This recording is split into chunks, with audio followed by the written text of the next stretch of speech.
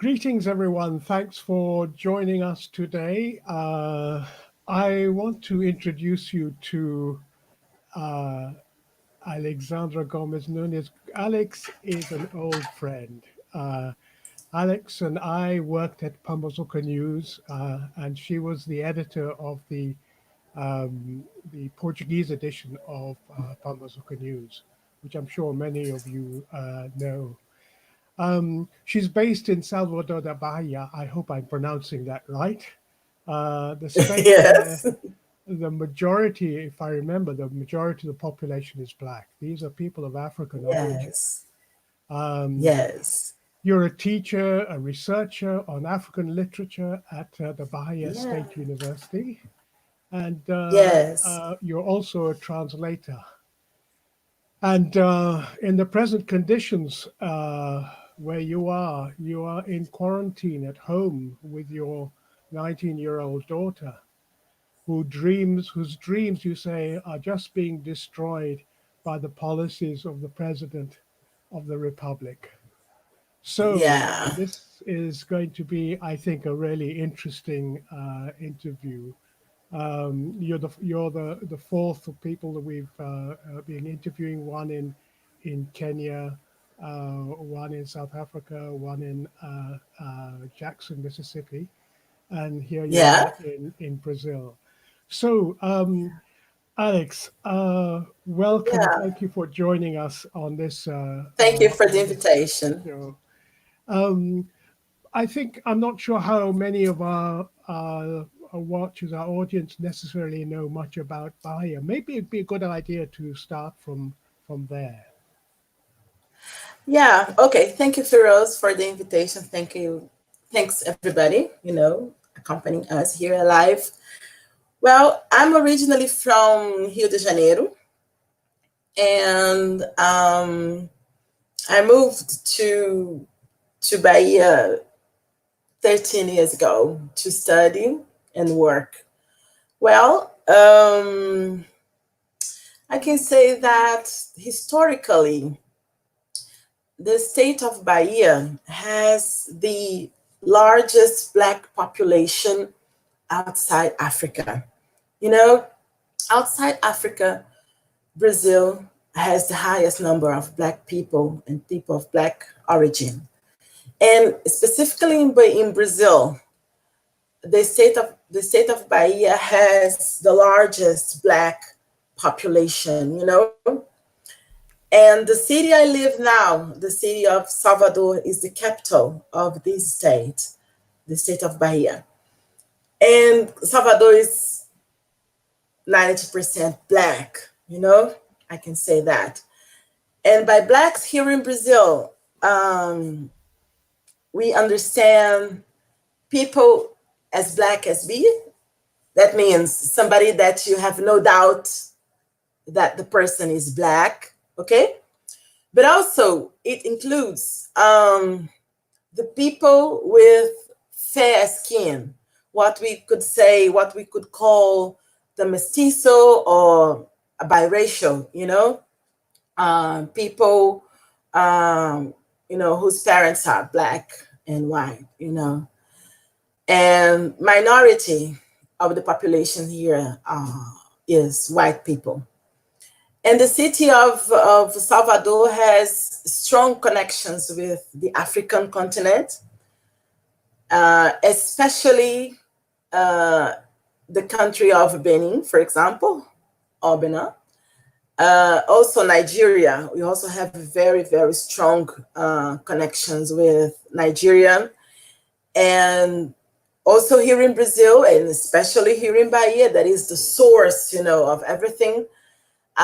One major Afro-Brazilian religion that is called Candomblé is a heritage that we have from Africa, and especially from the Yorubas, in West Africa. So Candomblé is a religion that was forged in Brazil by the former, enslaved people. And this religion, basically, we worship the Yoruba's gods like Shango, Eshu, Ogun, etc. So this is our strongest connection with the African continent,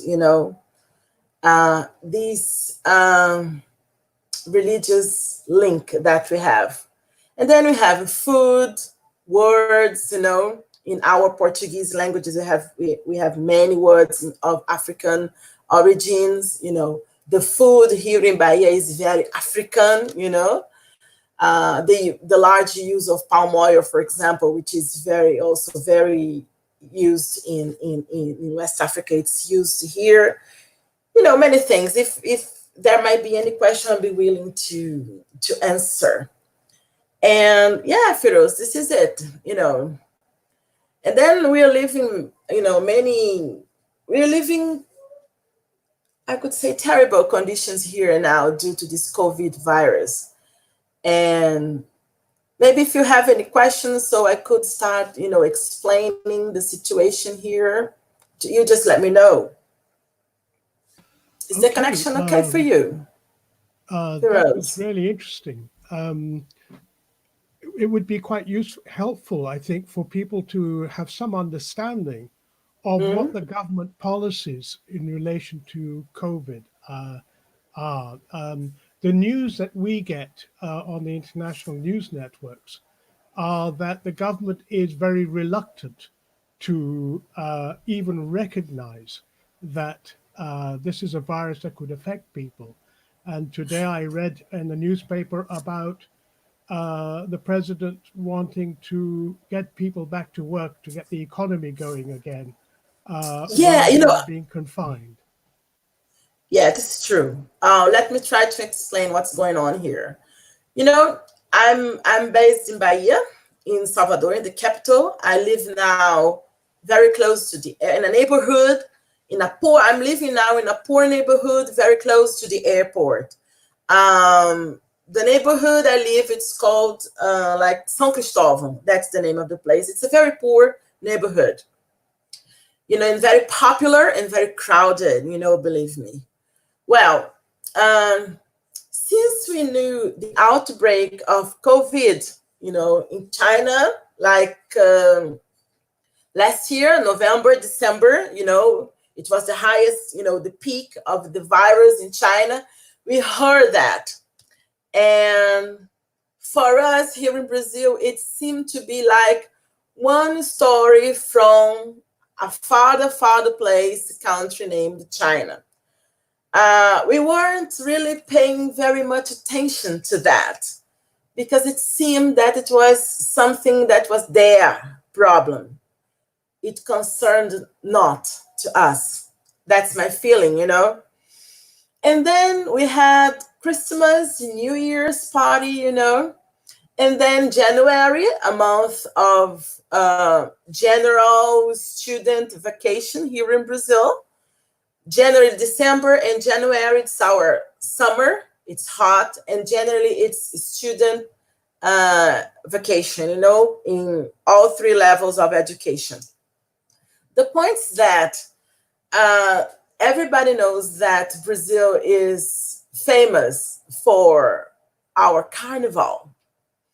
And the carnival in Brazil this year was in February, and this celebration takes, it happens all over the country, but this is the main celebration, the main party in the country that people, small workers, small traders, and the big ones, and hotels, and the government, and tourism make, money, One of our, biggest income, is during Carnival.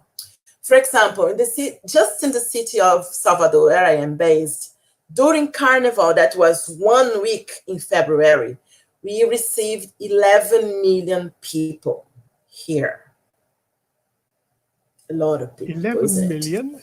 So, what we observe is that Carnival in Brazil just went on normally. We received lots of tourists from all over the world, as it is every year. And the point is that the government was not allowing very much information about COVID in Brazil in February or in January. So they let the party go because of money, Well, money was involved, and they said that no case of COVID in Brazil in January or February, or even during Carnival. Okay, Carnival is over. And then, like 2 weeks ago, in early March, we begin hearing about COVID in Brazil. One case here, one case in São Paulo, one suspicion, of case in Rio de Janeiro, another in Bahia, and then we just start paying attention to this. And, even though we are not giving the proper, importance to this, because it was one case here, another case there, and things seem to be far, far away. But then there was the first victim of COVID here in Brazil.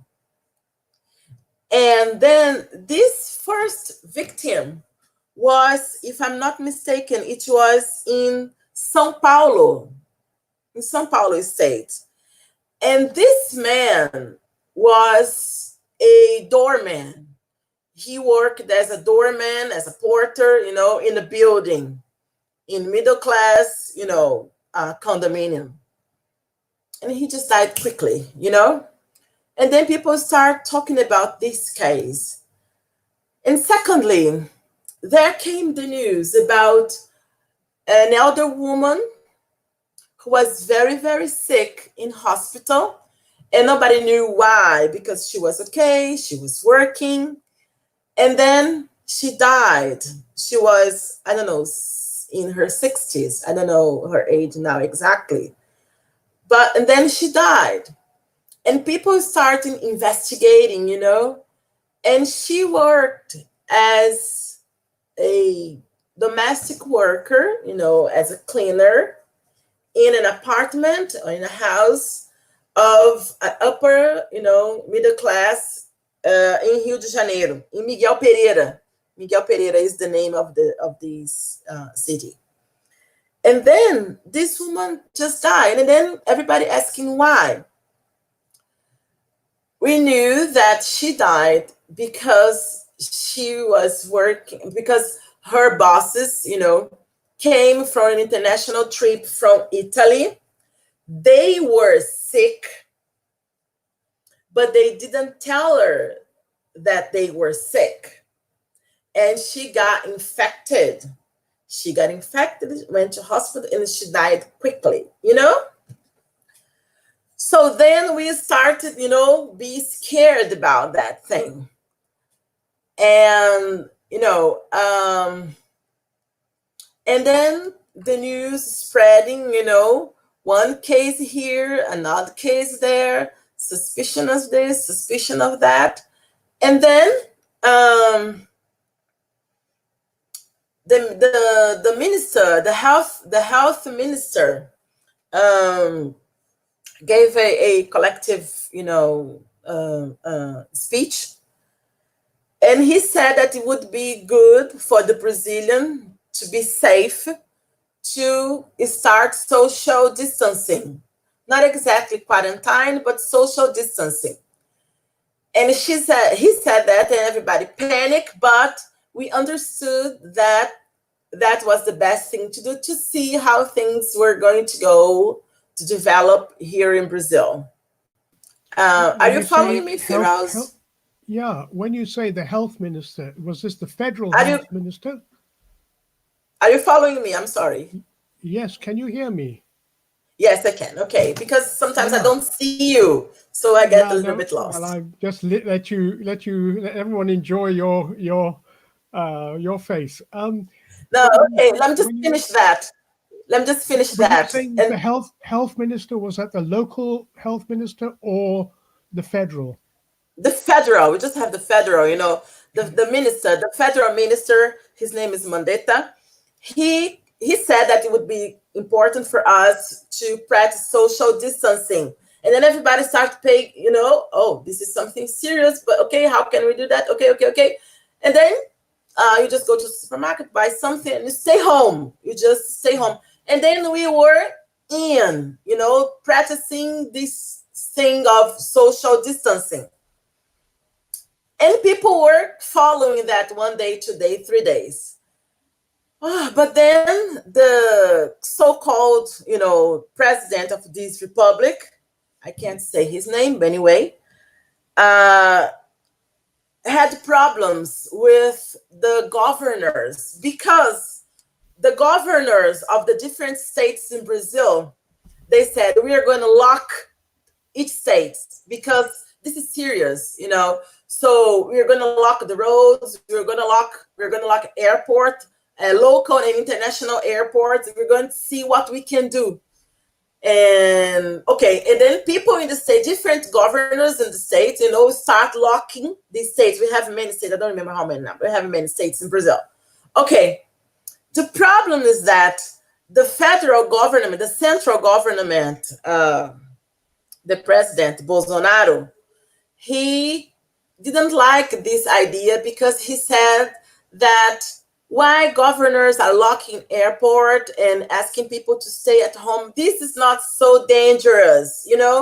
This is happening, he said, his Bolsonaro words, this is happening in Italy because it's cold there and people are old, and not so many people are dying in Italy. This is a media thing. This is not real.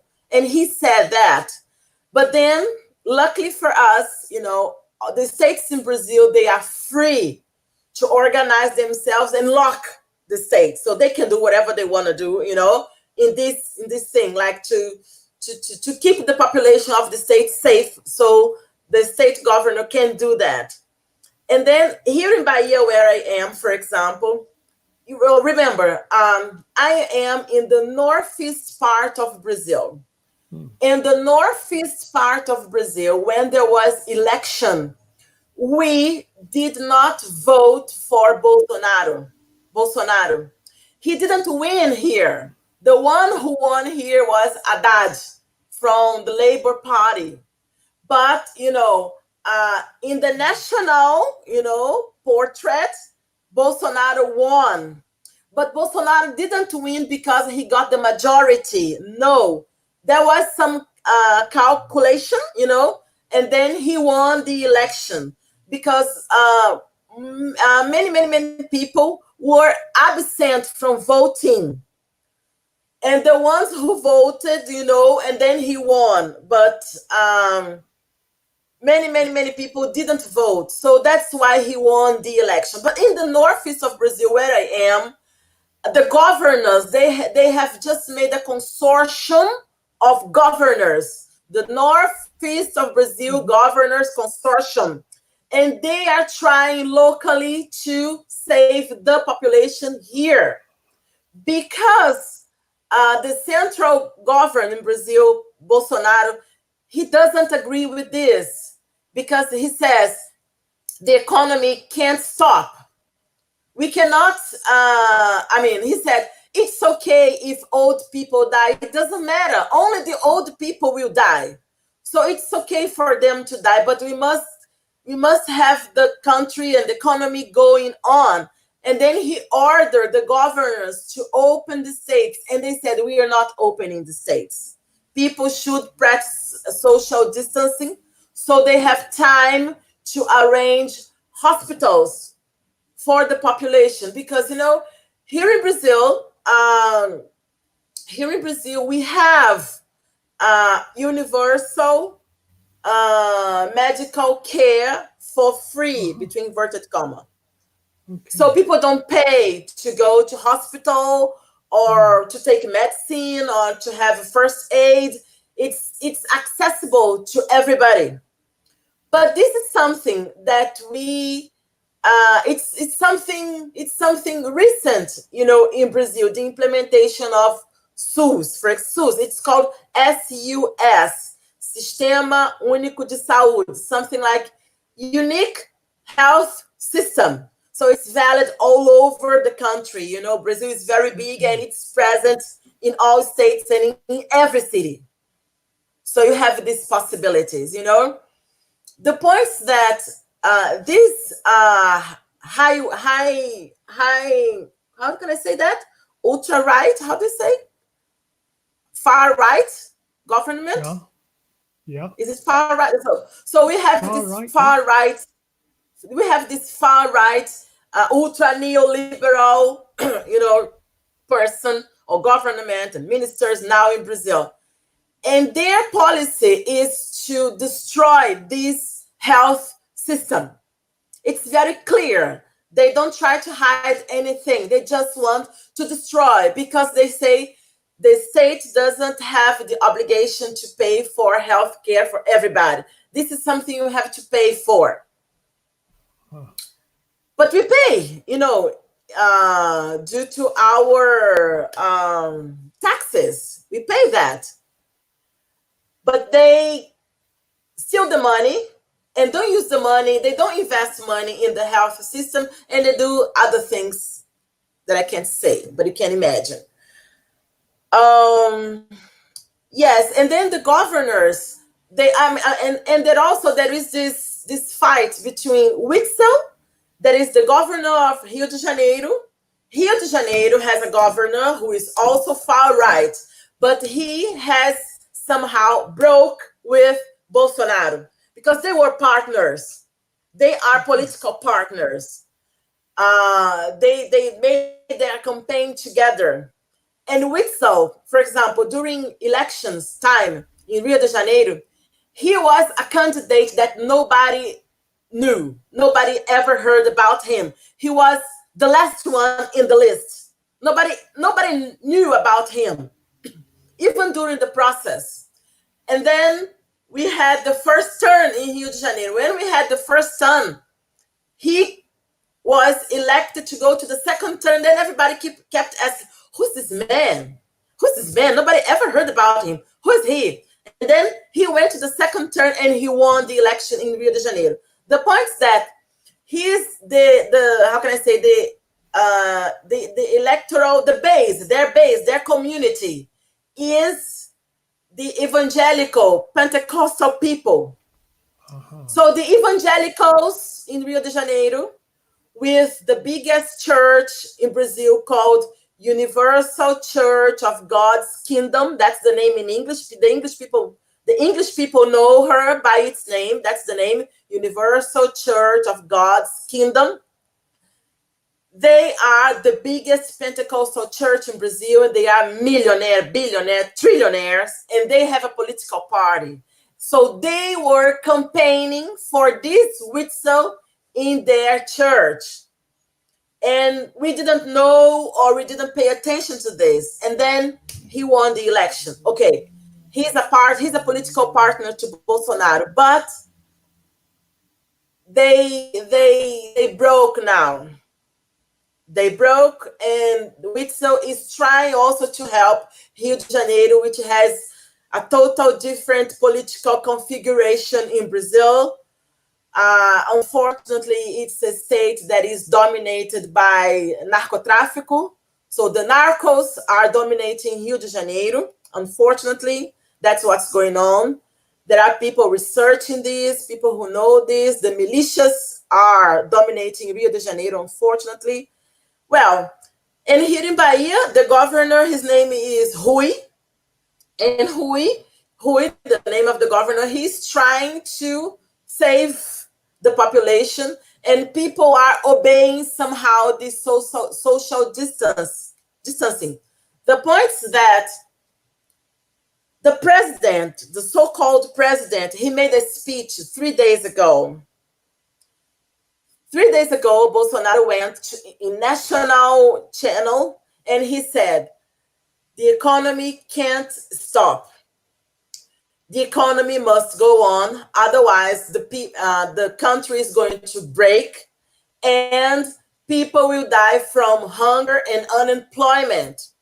What we're going to do is to practice vertical isolation. So we keep the elder people at home safe, and the young people go to work because you have to work, and everybody is going to be infected anyway. So you're going to have to be immune by this disease. And okay, if some people die, what's the problem? It doesn't matter. Just old people. Old people die anyway. If they don't die now with COVID, they would die with H1N1, this flu. And then people were like this, what we're going to do. But then the people who really can stay at home, we are staying at home. But low income or no income people, and people who work on the streets, and people who work on the small stores, in commerce, in trading, they went to work. I can see this here from my window. I'm locked at home. I'm locked with my daughter at home. But when I look at the streets now, I see people just walking, going to the bakery, going to buy groceries, going to buy anything. Elder people, young people, people who are not working, and the people who are working on the street. So I can see more noise and movement of people on the street. I can see that. And then the mayor of the city of Salvador, his name is Antônio Carlos Magalhães Neto. We call him ACM Neto. So ACM, yes. He is the mayor, a very influential mayor.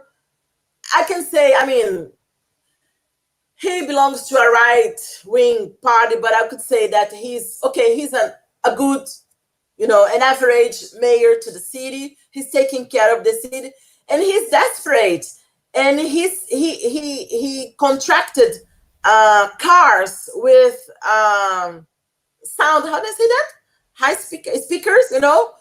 Some cars. Some people are driving cars with the speakers and with messages. Please stay at home. The COVID has no vaccine. We are working to help you. Please help us. Stay at home. Stay at home. Stay at home. Don't go to the street. But people are on the street after the talk of Bolsonaro. This is the point. If you check on the map of COVID in Bahia, in Salvador, what you're going to see is, at first, the high income neighborhood has the highest number of infected people. Really? And the peripheries, no cases notified.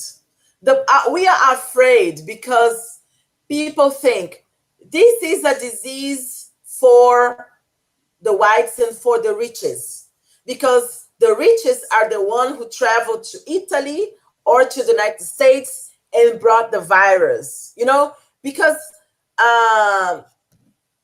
the president went to the US some weeks ago, and the people, everybody who was with him, almost everybody, I can say that, almost everybody who was with him, tested positive for COVID, except him, the ballerina, He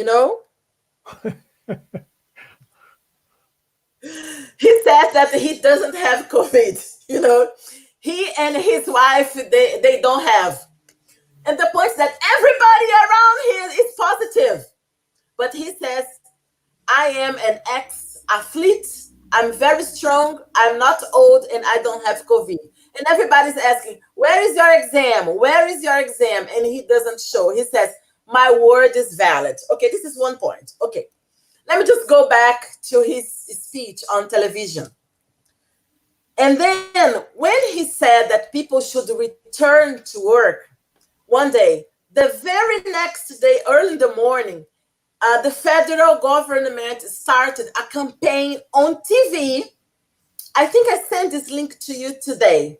the federal government sent a campaign on TV calling people to go back to work right now because the country can't stop. So people are divided. People don't know what to do because they really have to work. But what people don't understand is that we have to be inside now. So probably in 2 months we return. Maybe, I don't know, 1 month. Some workers can return. Maybe. Brazil is a 200 million people in this country. Yeah.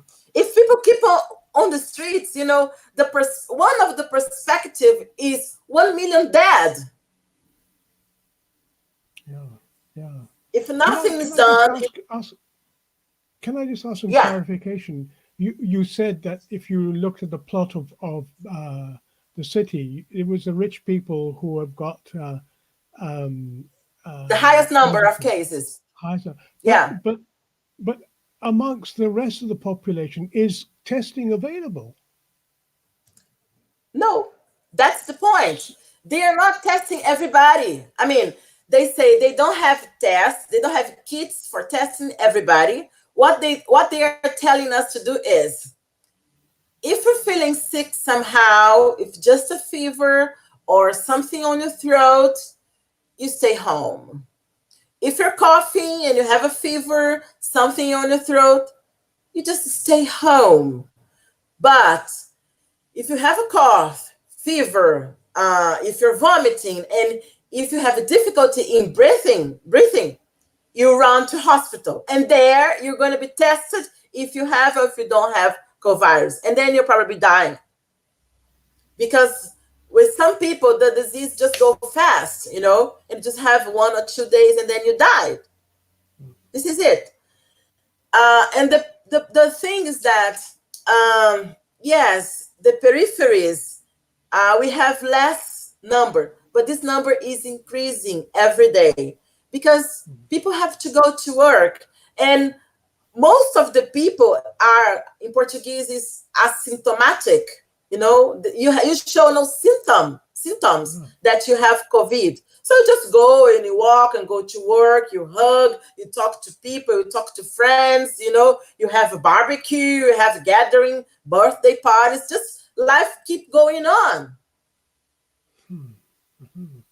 So who are the people most vulnerable? I mean, when you talk about isolation and keeping social distance, how do people in the favelas actually cope with that? Yeah, that's a excellent question, Firoz, because what we are criticizing, the instructions by the Ministry of Health, is that the instructions to cope with COVID from the ministry is directed to an ideal Brazilian middle class and white middle class. This is it.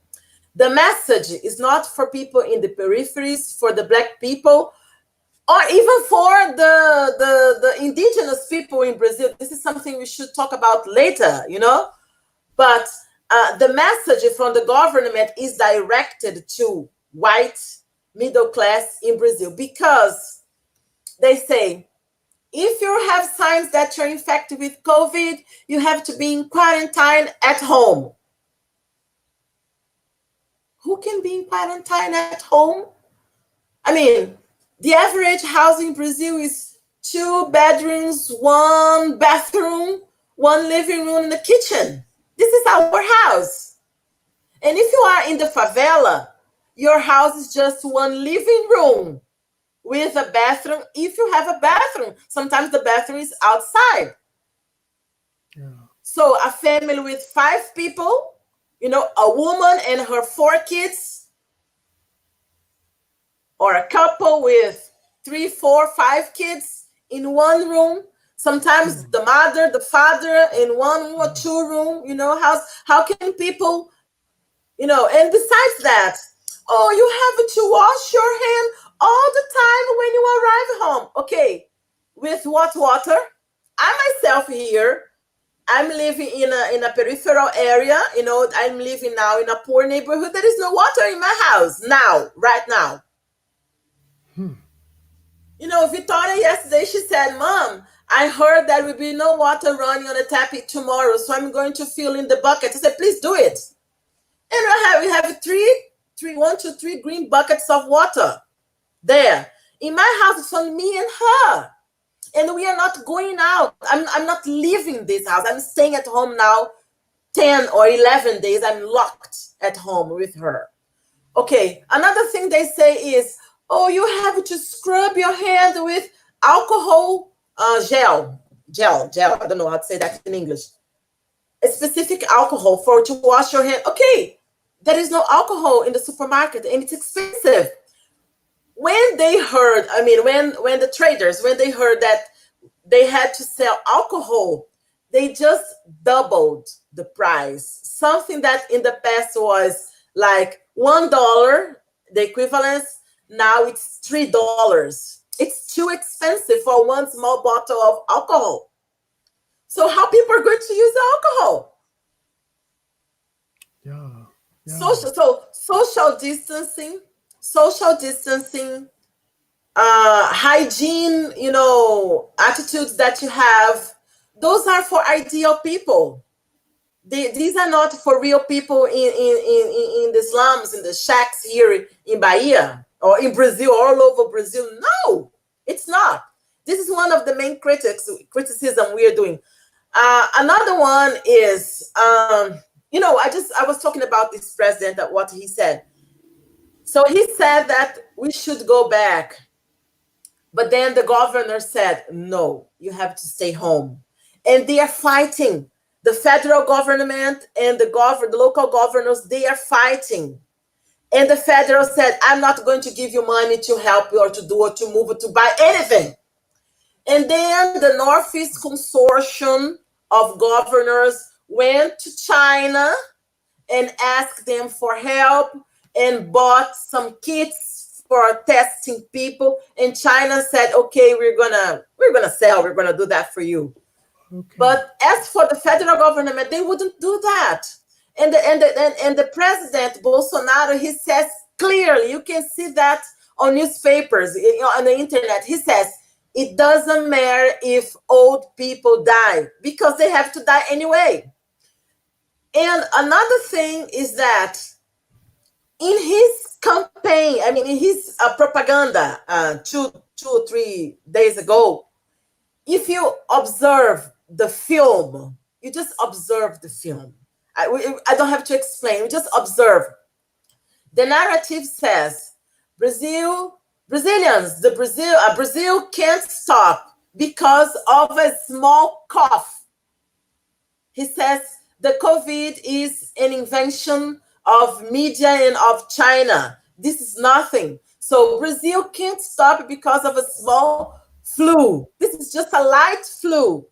You have to come back to work. You who are cleaner, doorman, house workers, street vendors, you just have to come back to work because Brazil can't stop.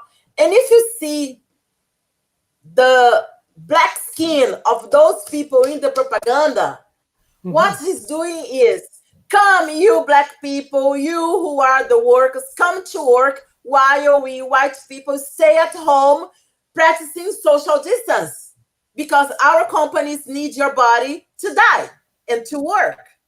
That's what he says. Brazil is a black country. 55% of the population is black. And if you go into any Brazilian channel online, you're not going to see a single black person. Yeah. You only see white people. But now, in the campaign for people to go to work, as a friend of mine who is a very nice intellectual, Márcio André dos Santos, and also his wife, Maria Cláudia dos Santos, they said, this is necropolitics is at work. People have to know this. This is asking black people to be scapegoat of this virus, and this just can't go on. This is it, Firoz. This is what we are living now in this country. So, what kind of organizing is going on? I mean, people must realize what is happening. What kind of protests under Firoz, these conditions happening? what I can tell you is that, when those white guys in power now in Brazil, in 2016, when they took Dilma from power, when they impeached her, this was a crime, but they did that. During that time, the right, I mean, how can I say, the right wing people in Brazil, uh, they used to knock, they used to knock their pans, their frying pans, their cooking pans in their apartment, for example. Oh, Dilma has to leave. Dilma has to leave. This is something which was new in Portuguese as panelaço, knocking on your cooking pan, making noise. Okay, this is something. Okay, after the president talk, and also with another talk that he made, people starting doing that at night every day. But again, it was not in support of him. It was against him. And then he moved his discourse somehow.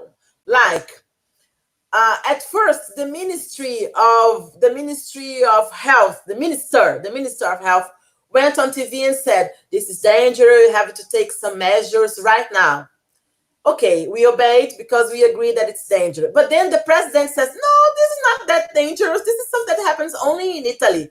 When people heard that, everybody via internet and Facebook, they said, "We're going to knock our cooking pans so he can see that we are not satisfied with him." So this happened 3 or 4 days. And then he somehow moved or changed his idea. This is just one thing, because we cannot go on the street. It's prohibited now to go on the street together. For example, again, yesterday, after the talk of after the film of the president, what we call Bolsonarista, that means people who support Bolsonaro, Bolsonaristas, they went on the street protesting and asking the employees to go back to work. You know what they did? They went in there, Camaros, Range Rover, extremely expensive cars with the windows knocked and with signals saying, "Go back to work because I pay your salary." But they didn't go out. They didn't open the window. And they did that. And then I was like, "What's this?" And then some people got angry at them and threw stones on their cars. Oh, in some states like here in Bahia and in Minas Gerais, for example, the governor said, "You cannot do that. You cannot gather and ask people to go back to work. You have to go back to your house. Don't do this. This is assassination. It's like this is authorizing mass murdering. Don't do that." Okay, this is one thing. Okay, how can I say? Locally, Maria Claudia said to me, for example, "Alyxandra, there are small attitudes that we are doing. For example, if you have somebody, a cleaner, who goes to your house once or twice a week, what you're going to do? You're going to pay her month salary and tell her to stay at home. Because you can stay at home, a cleaner comes, clean your house, but she's in danger because she's walking on the street. We don't know if she's going to get infected or not. So some people are paying the salary of those house workers so they can stay at home. There is a movement now of the kids, daughters, and sons of those house workers asking people to let their mothers stay at home and pay her salaries. Obviously, not everybody is joining this campaign, but this is happening. Another thing that I can tell is this. There is a very, very strong Afro-Brazilian movement here in Bahia called Reaja ou Será Morto. In English is react, or you're going to be shot, something like that. It's a black movement, a very radical one in Bahia. They are based in Bahia, and they openly fight police violence. And what they are doing, from what I've heard, because we've been reading everything, what I've heard is that they are concerned with the black population incarcerated in prisons here in Bahia. Because the most population incarcerated are black people. The prisoners are black men and black women, and there is any policy for them, Once the virus is in the penitentiary, it's gonna kill everybody. What they're doing, from what I heard, is they made a campaign. They raised something like 7,000 reais. That is about $2,000 or $3,000, and they bought soap and alcohol and cleaning articles to make a kit and distribute to the imprisoned, so they can try to clean their hands, try to improve their hygiene somehow. That's what they're doing. It would be very good if perhaps after this interview you could send round some links to these kind of actions. I think there would be a lot of interest. Before we, Okay, we I'll send. finish, what I would like Oh, to we are finishing. oh, Alex, we could spend all day together. Uh, but Yeah. but Alex, you mentioned earlier about the effect on the indigenous populations, Oh, the First yes, I mentioned Nations. that. I wonder It was if you not could. me. It was Victoria. Okay, It was not me. It was perhaps you Victoria, could because say something about that. yeah, Victoria, my daughter, she said, "Mom, maybe you should talk to Firoz about the indigenous people in Brazil." And I said, "I don't know very much about this," but then we read something. The issue is that, Firoz, you know, this country is based on a genocidal history. I mean, the history of Brazil is a genocidal history, in the sense that this country had, you know, thousands of indigenous group and language, and languages, and they are almost extinct. But the point is that there are indigenous people in Brazil, communities, mainly in the north of this country. So the north of Brazil is the rainforest, the heavy forest, and the majority of those remaining groups, they are there in the forests. But you have indigenous people here in Bahia, in São Paulo, in the south, in southeast of Brazil. They are, spread in small communities. But the point is that the ones in the north of the country, they are somehow isolated from the rest of the country, and their lands are extremely rich, not only in how can I say that, in ecosystem, in plants, in everything, in animals, but also the soil is extremely rich, and also the wood, the forest. So they just invade their land to cut the trees. They've been cutting trees in a fast way since this president is in power.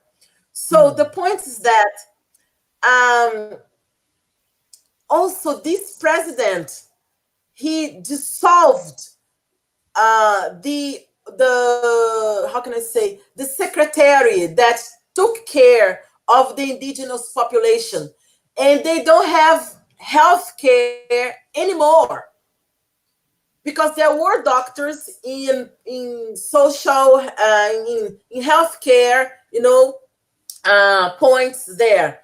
No more doctors there. No more doctors by the river to help them. So they are just left there by their luck, you know.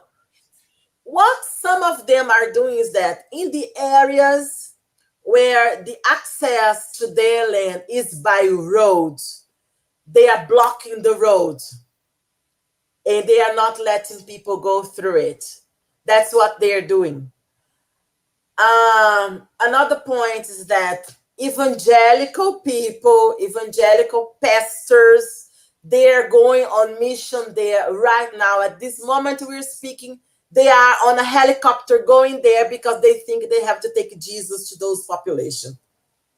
And they are taking the disease to Mm. the indigenous people. And now we have, I think, 4 or 5 reported cases of COVID among indigenous population. Oh, wow. So there is no policy for the indigenous, you know. It's even worse than the black people, you know, in Brazil. It's even worse because people think they don't exist. It's again Well, genocide again because once COVID is there, it's gonna kill everybody. Because some communities are very small communities, very small, like 30 people, 100 people, 200 people, you know? well, this has been a really, really interesting talk that you've given us, Alex. I think it's something that will has opened certainly my eyes, and I think many of the people watching will have been very pleased with the how informative you've been. Um, Okay. it's clear that this is going to go on for some time, and Yeah. perhaps we can plan that maybe in a month or two, or maybe in a month, to talk again, to catch up on what is happening. Um, and Yes, I'd yes. The also, point is, yeah, yeah, I'm sorry. I was just going to say that the point that we're discussing now a lot, you know, it is that people, I mean, the average population is not believing what might happen to us. That's the problem. You know, they are not taking the danger seriously. And we mm, are very sad because we know that the peak is going to happen here in Brazil in 2 weeks' time. In really, 2 weeks' time.